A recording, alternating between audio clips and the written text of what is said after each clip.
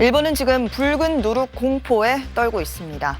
한 대형 제약사가 만든 붉은 누룩 건강 보조 식품을 먹고 오늘 기준 4명이 숨진 걸로 나타난 겁니다. 병원에 입원했거나 치료가 필요한 사람은 106명이나 되는 걸로 전해지고 있습니다. 문제의 제품을 먹고 신장 질환이 발생했다고 알려졌는데요. 이 제약사는 제품 회수 조치에 나섰고 일본 당국도 긴급 점검에 나선 가운데 우리나라 식약처도 문제 제품의 국내 유통 여부를 확인하고 관련 제품 점검에 착수했습니다. 이번에 일본에서 문제가 된 고바야시 제약사의 붉은 누룩 건강기능식품 홍국 콜레스테 헬프입니다. 국내 포털 쇼핑 사이트에 해외 직구 제품으로 올라와 있는데 들어가 보니 판매 중단됐다는 안내문이 떠 있습니다.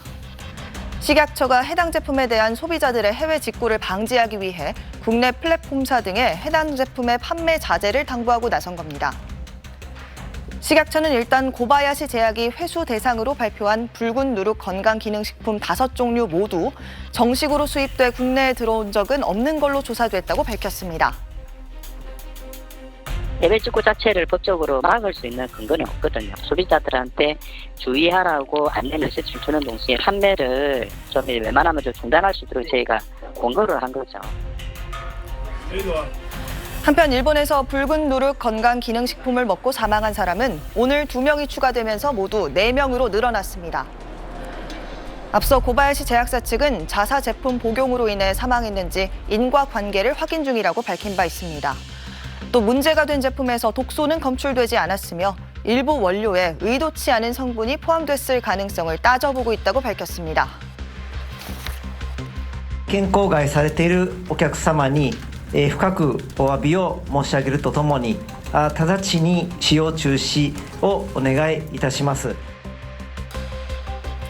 파장은 이어질 전망입니다. 고바야시 제약사로부터 붉은 누룩을 원료로 공급받아 제품을 만든 회사들도 있어서입니다. 일단 52곳인 걸로 파악되고 있는데 이 업체들도 관련 식품에 대해 잇따라 리콜 조처를 하고 있습니다.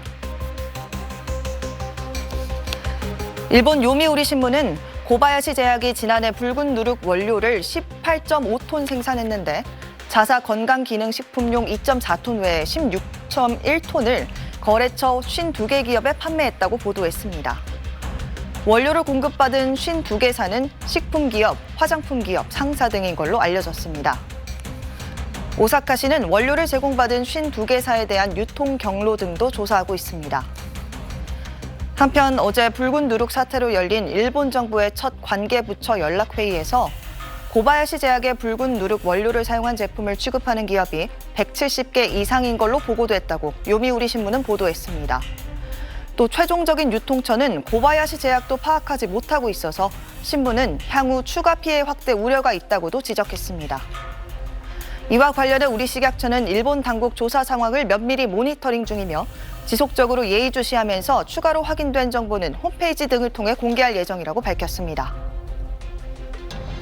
계속적으로 지금 파악을 좀 하고 있습니다. 일본에서도 조사 중이고 또 제품들이 또 늘어날 수도 있잖아요. 그런 부분들에 대한 것들이 입수가 되면 저게 통관 단계에서도 관리를 해야 되는 부분이고 정식으로 혹시나 수입될 수도 있는 부분이기 때문에 지금 예의주시하고 있습니다.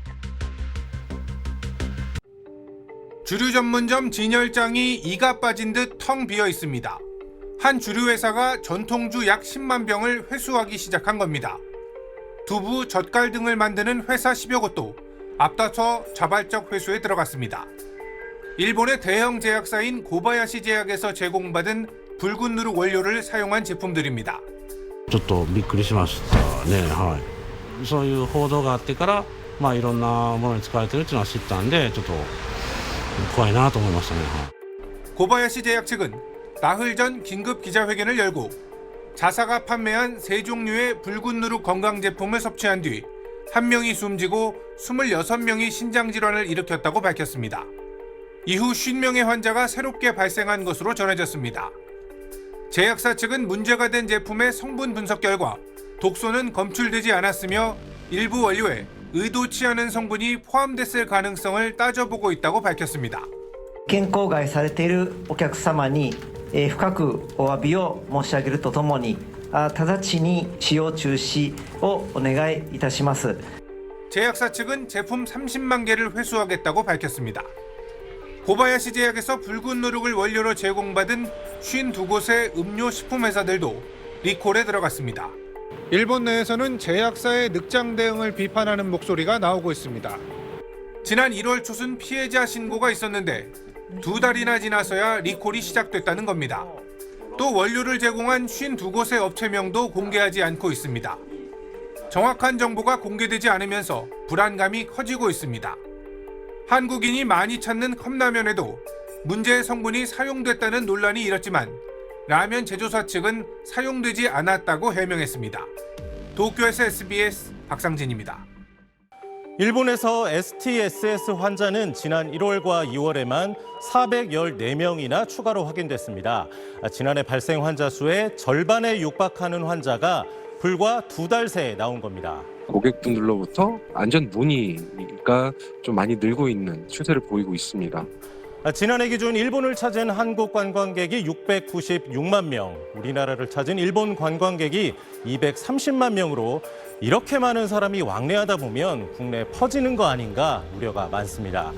자, 감염 경로부터 따져보겠습니다. 일본 국립감염병 연구소에 따르면 2006년부터 5년간 보고된 환자 500명 가운데 이 상처를 통한 감염이 42%로 가장 많았습니다. 7%는 비말을 통한 감염이었습니다. 즉 가까운 거리에서 기침을 통해 침 속 세균이 전염될 수 있다는 거죠. 그러니까 공기를 통해 호흡기로 감염되는 코로나 바이러스에 비해 전염력이 그렇게 크지 않다는 얘기입니다.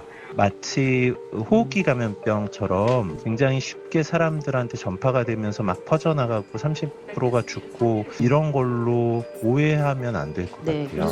특히 치사율이 30%라는 거는 감염된 사람의 30%가 숨진다는 게 아니고 감염이 악화돼서 이 중증 쇼크까지 온 환자의 30%가 숨질 수 있다는 얘기입니다. 전문가들은 흔치는 않았지만 국내에도 원래 있던 질병이라면서 그렇게 염려하지 않아도 된다고 말합니다. 그러니까 연쇄상 구균이 몸속에 있는 사람도 많은데 면역력 좋으면 그냥 넘어가기도 하고요. 전신에 염증이 생기는 쇼크까지 이어지는 경우는 흔치 않다고 합니다. 굉장히 낮죠. 독식샷까지 가는 경우가 드물어요. 질병관리청도 STSS의 국내 유행 가능성은 낮다고 밝혔습니다. 다만 65세 이상 고령층이거나 수술 상처 등이 있는 경우에는 주의가 필요하다며 마스크 착용과 손 씻기 등 기본 예방 수칙을 지켜줄 것을 당부했습니다. SBS 박세용입니다. 최근 한 일본 누리꾼이 자신의 소셜미디어에 도쿄 지하철을 타고 집으로 돌아가던 중 좌석에서 빈대로 의심되는 곤충을 발견했다며 공유한 사진입니다. 일본에선 최근 이처럼 지하철 안에서 빈대를 봤다는 경험담이 속속 올라오고 있는데요. 빈대에 대한 두려움이 확산하자 빈대가 발견된 것으로 의심되는 노선과 장소를 표기한 지도까지 만들어 공유하고 있습니다. 여기에는 여행객들이 즐겨 찾는 도쿄 신주쿠 가부키초, 오사카 덴마바시 등의 인기 호텔도 다수 포함된 것으로 알려졌는데요. 실제 지난해 일본 안에서 이루어진 빈대 상담 건수가 1987년 이후 최다를 기록한 것으로 알려진 가운데 일본의 한 전문가는 전국 각지에서 빈대가 출몰하고 있어 어느 곳도 안전하다고 할 수 없다며 주의를 당부했습니다. 지금까지 생생지구촌이었습니다.